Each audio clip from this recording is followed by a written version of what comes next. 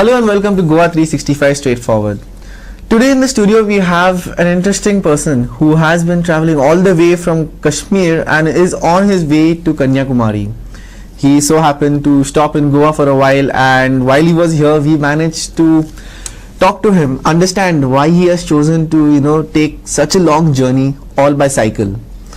So Vikas, thank you show पर आने के लिए. Tell us something about us, sir. आपके बारे में कुछ आप हम लोगों को बता देना. Yeah, thank you.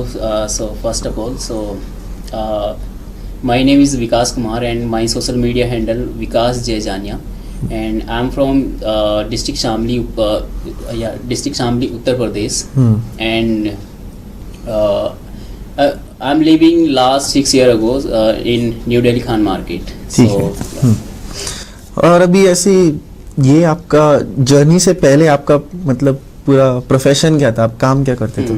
So journey से पहले मैं एक समाज सेवा में वहाँ पे हमारी दो संस्थाएं हैं, मंजिल वेलफेयर सोसाइटी, ये खान मार्केट में बेस्ड है, और लर्निंग बाय लोकल, ये एक ओखला काफ़ी स्लम एरिया है, काफ़ी बड़ा ये स्लम एरिया है, ये यहाँ पे बेस्ड है.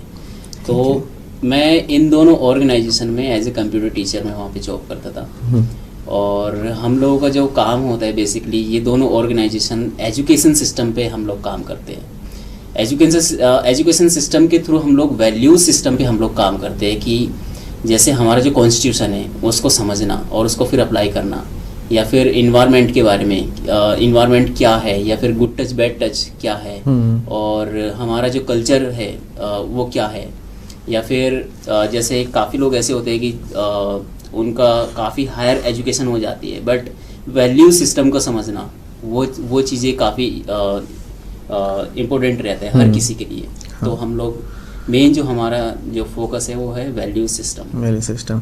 पर आपका वहाँ से अभी साइकिलिंग में जाने का मतलब क्या सोच क्या था इसके बारे में? सो इसके पीछे जो सोच है, हम सभी लोगों ने और पूरे वर्ल्ड ने जो एक बहुत ही क्रिटिकल टाइम जो देखा है 2020 में, वो रहा है कोविड का टाइम.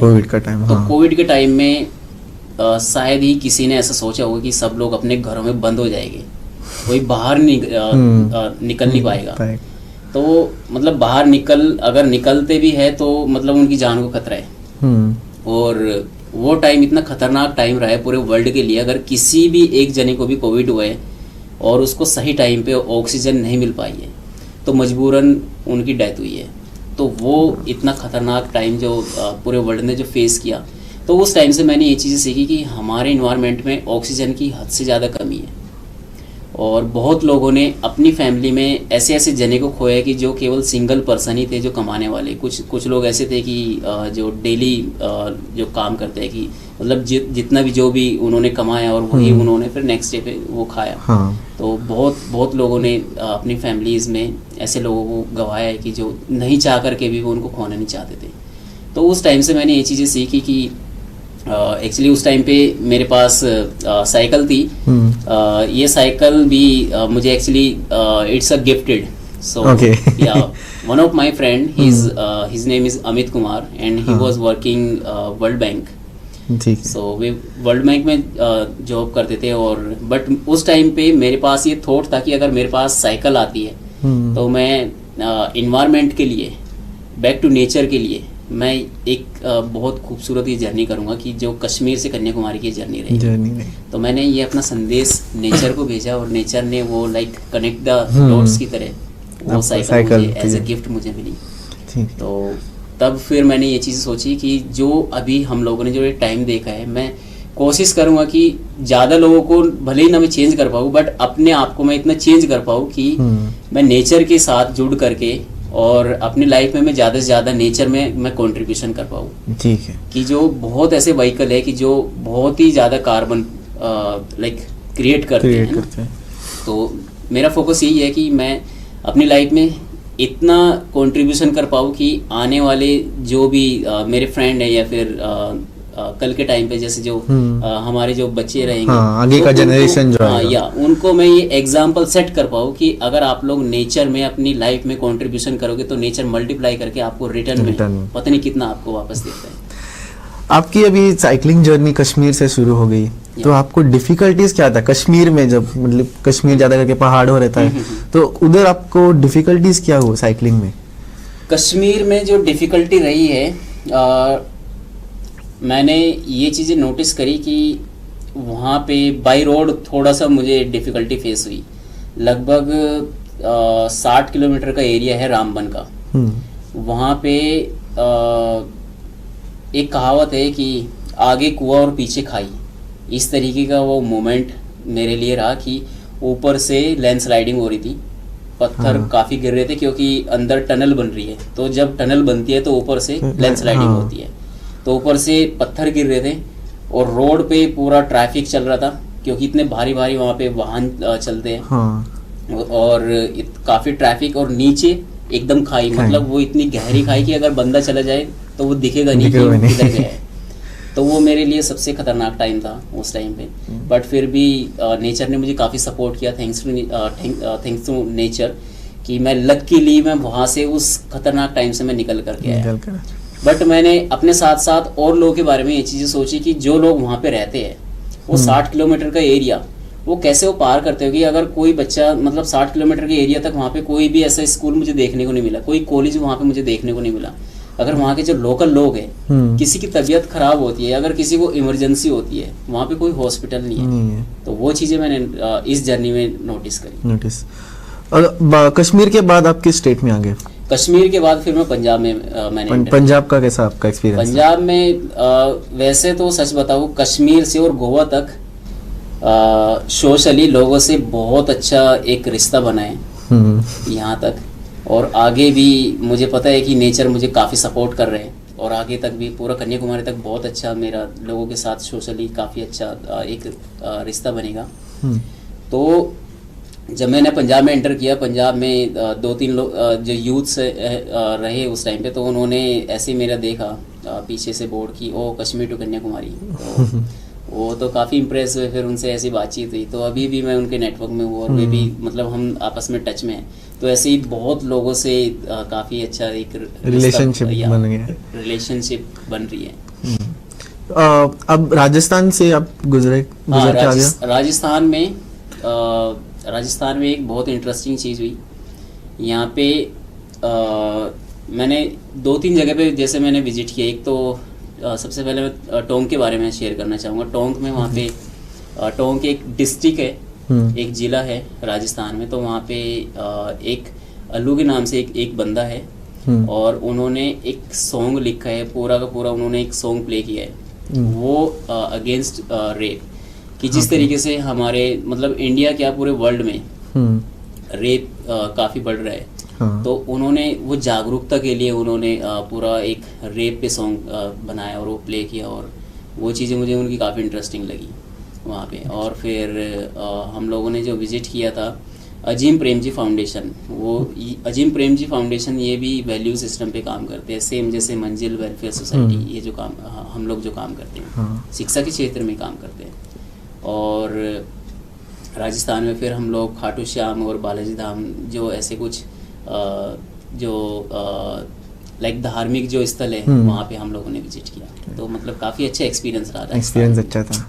यस। और राजस्थान के बाद आप महाराष्ट्र या गुजरात? राजस्थान के बाद फिर हम लोग आए मध्य प्रदेश। मध्य प्रदेश की सबसे जो खास बात रही, मध्य प्रदेश का फूड बड़ा टेस्टी लगा। हाँ, मतलब स्पेशलिटी क्या रहती है मध्य प्रदेश? स्पेशलिटी में मध्य प्रदेश जब मैं पहुंचा तो वहाँ का जो पोहा है, मैंने लाइफ में इतना टेस्टी पोहा पहली बार खाया जितना टेस्टी पोहा मैंने मुंबई से भी मतलब महाराष्ट्र से या रियली बॉम्बे से भी टेस्टी मुझे एमपी में। और फिर उज्जैन में जो अभी शिव बाबा जी का जो टेम्पल है वहाँ पे उज्जैन के अंदर वहाँ पे एक कैंटीन है। तो एक्चुअली जब हम लोग उज्जैन में गए तो वहाँ पे मैंने ऐसे ही पूछा कि यहाँ पे हम लोगों को रूम मिल सकता है क्या, बट वहाँ पे कोई रूम उस टाइम पे नहीं था। तो हमारे एक ऐसे ही जानकारी में रिपोर्टर थे जिन्होंने हमारा लास्ट इंटरव्यू लिया था इधर मध्य प्रदेश में ही। तो उनके थ्रू फिर थोड़ा हमारी बातचीत हुई, तो थोड़ा फिर वीआईपी हम लोगों को उधर एंट्री मिली। तो वो एंट्री के थ्रू फिर हमारे मतलब दर्शन भी काफ़ी अच्छे से हम लोग कर पाए। तो काफ़ी अच्छा वहाँ पे भी एक्सपीरियंस रहा। और उस मंदिर में भी वहाँ पे कैंटीन रही, उन्होंने लाइक फूड एंड स्टे हमारा फिर टोटली फ्री किया, तो अरे बहुत अच्छे एक्सपीरियंस रहा वहाँ पे भी। काफ़ी फिर उसके बाद मध्य प्रदेश से आपके मध्य स्टेट में? प्रदेश के बाद फिर हम लोगों ने एंटर किया बॉम्बे में। तो बॉम्बे में जब हम लोगों ने एंटर किया, तो बॉम्बे में आने के बाद मेरा ये मैंने जो अपना रोड मैप बनाया हुआ है, तो मैंने सोचा था कि जब भी मैं बॉम्बे जाऊंगा तो सोनू सूद से मिल करके आऊँगा। हाँ तो इस जर्नी में ये सोनू सूद सर से मिलना और मीटिंग करना, मतलब it was a golden moment. हो गया मिल। हाँ, तो सोनू कैसा था आपका एक्सपीरियंस? बहुत बढ़िया, मतलब ही was very curious to know about me and my journey. तो मैंने सब कुछ शेयर किया कि I am from district Shamli, UP Uttar Pradesh, and currently I am living new Delhi. तो मतलब बहुत अच्छे से उन्होंने टाइम दिया, मॉर्निंग का टाइम था। तो उस मीटिंग के लिए भी मैंने ये चीज़ देखी कि एक्चुअली अगर हम किसी चीज़ को बड़ी शिद्दत से चाहते हैं तो वो चीज़ें आपको मिल जाती है। तो फाइनली काफ़ी अच्छा एक्सपीरियंस रहा। और मैंने पूरा शेयर किया कि हम लोग मैं एक समाज सेवा संस्था से मैं बिलोंग करते हैं, और हम लोग एजुकेशन सिस्टम पे हम लोग काम करते हैं। और by professionally before this journey I was a computer teacher, so yeah I shared everything. आपका गोवा में एक्सपीरियंस कैसा रहा अभी तक? मतलब आप आपका एक दिन तो हो गया गोवा में, तो मतलब फिलहाल कैसा था एक्सपीरियंस? अभी एक्चुअली आप लोगों को शायद एक ही दिन का पता है, मैं मंडे से गोवा में आया हुआ पर अभी भी मुझे ऐसा लगता है कि मैंने जस्ट आज ही एंटर किया है गोवा में। हर एक जगह पे गोवा की हर एक जगह को मतलब इतने अच्छे से मैं देख रहा हूँ, और नेचर यहाँ पे इतना ब्यूटीफुल है, और यहाँ के सभी लोग बहुत कोऑपरेटिव और बहुत ही हेल्पर है। जैसे मैं उनको बोलता हूँ कि भैया मैं अपनी मेरी साइकिल यहाँ पर खड़ी है, तो क्या मैं लॉक लगाऊँ? वो बोलते हैं कि अरे भाई जाओ, आप कोई टेंशन ना लेने का, अगर आपकी साइकिल को कुछ हुआ तो हम आपके साइकिल के रिस्पॉन्सिबल पर्सन हैं। तो काफ़ी मतलब यहाँ पे हेल्प मिलती है। और पिछले 4 दिनों से मैं बीच पे जैसे अपना मतलब अभी रहने सहने का तो इतना कुछ नहीं एडजस्ट हो पाया, बट मुझे ऐसा लगता है कि जो भी मेरी लाइफ में जो भी चीज़ें चल रही है, आई am very thankful that moment, कि अगर वो रहने सहने का अगर हो जाता तो फिर वो बीच वाली फीलिंग मैं नहीं ले पाता, कि जो बीच पर मैं टेंट लगा कर मैंने जो 2-3 रातें बिताई, so it was very lovely and it was very golden moment कि एकदम विदाउट टेंशन। अच्छा। जैसे मैं अपने टेंट का जैसे मैं जिप खोलता हूँ, ओपन करता हूँ, तो सामने एकदम समुद्र दिखाई देता है, तो बड़ा प्यारा लगता है वो भी। बहुत अच्छी बात है। हम अभी एक छोटा सा ब्रेक लेंगे, और ब्रेक के बाद फिर से आपसे और बातचीत कर लेंगे। Yes, definitely. So join us back after a short break.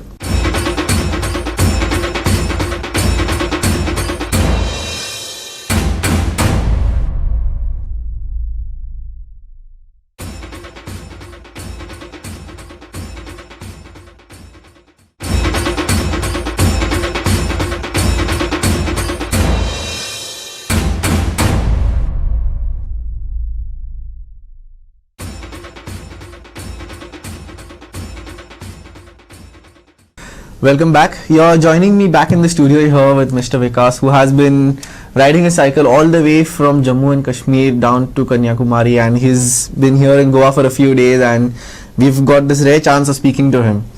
So Vikas जी, आपका भी आपने अपना पूरा जर्नी अभी कश्मीर से गोवा तक बता दिया। आप गोवा से आपका प्लान क्या है कन्याकुमारी तक? गोवा से नेक्स्ट मुझे कर्नाटक के लिए निकलना है, फिर कर्नाटक के बाद फिर केरला, तमिलनाडु और कन्याकुमारी। तो कन्याकुमारी कंप्लीट करने के बाद उसके बाद भी फिर मैंने सोचा है कि रामेश्वरम भी घूमना है।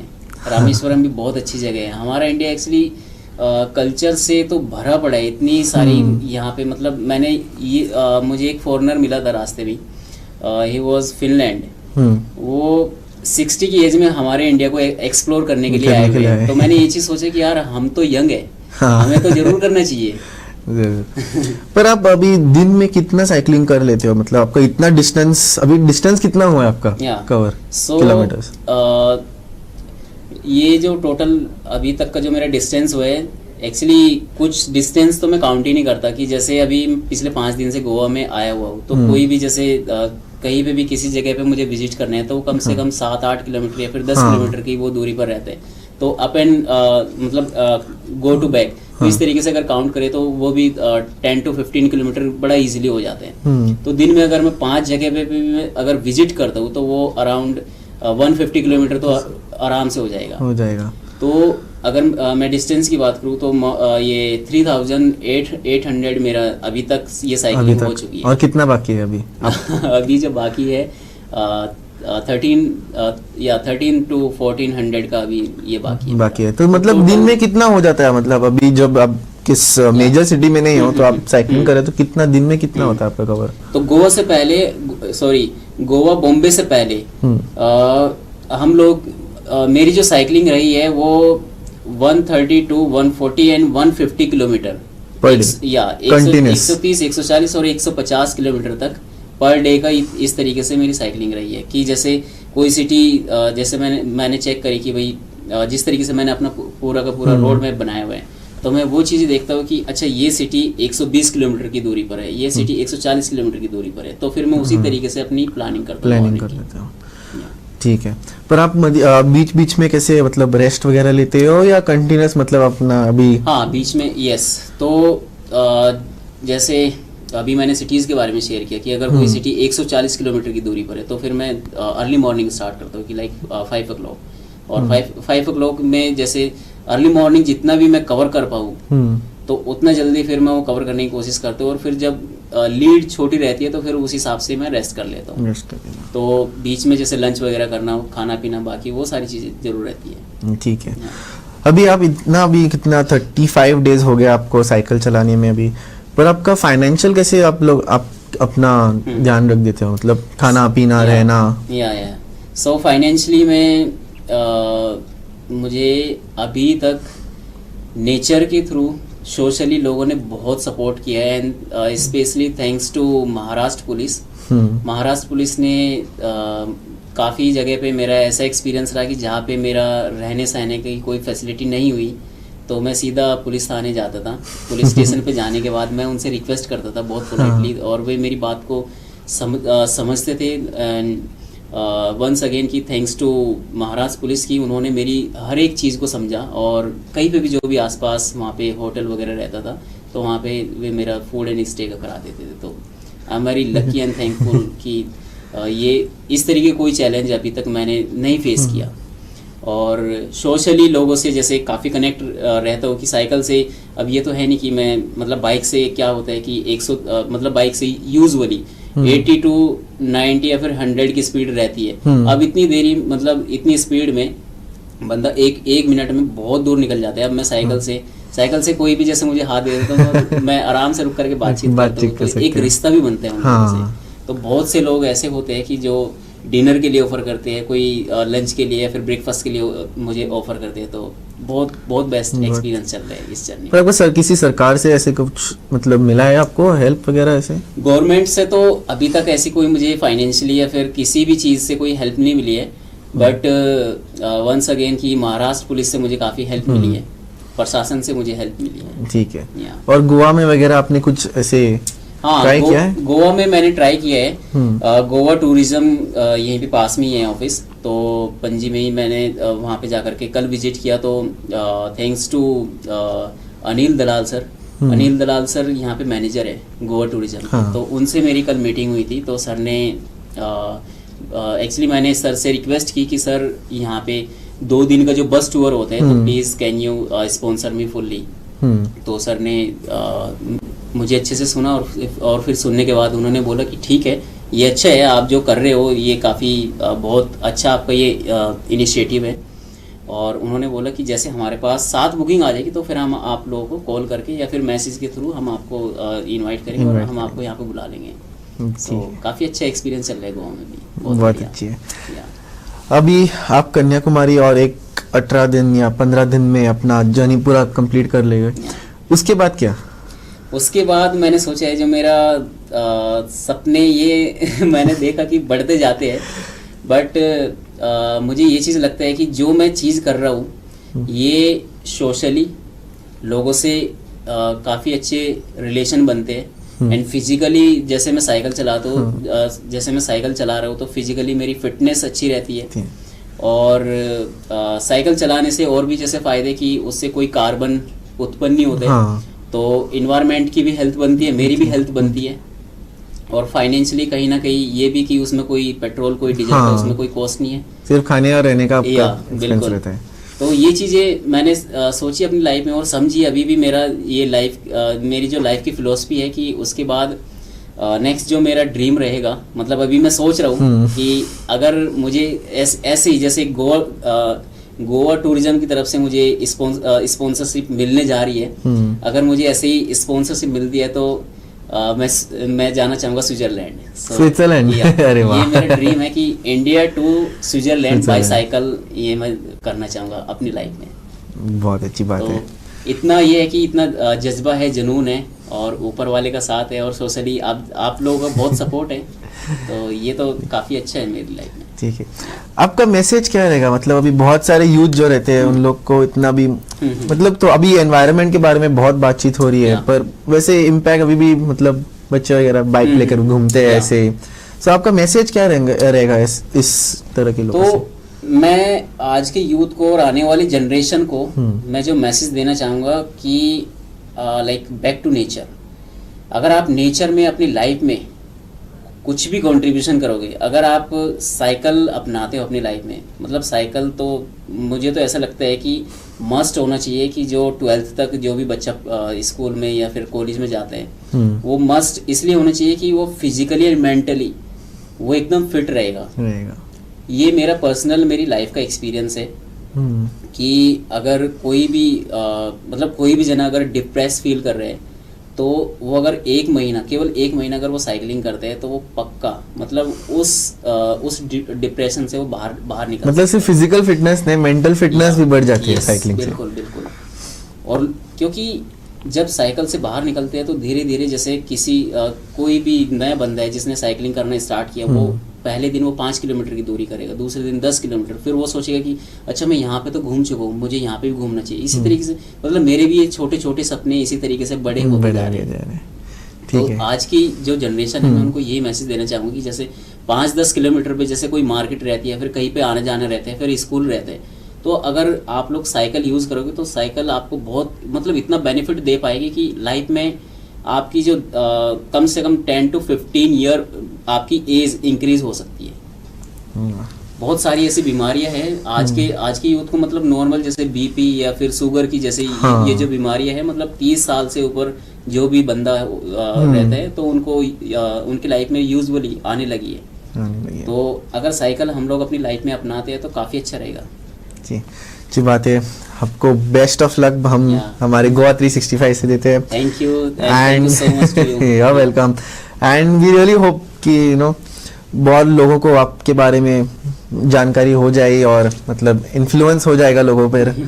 तो best of luck, thank you हमारे चैनल पे आने के लिए sir ji. Thank you so much, I am very thankful to you कि लाइक आपने मुझे इनवाइट किया, and thanks to that moment की जो मोमेंट मुझे यहाँ तक लेकर के आई, एंड थैंक्स टू नेचर।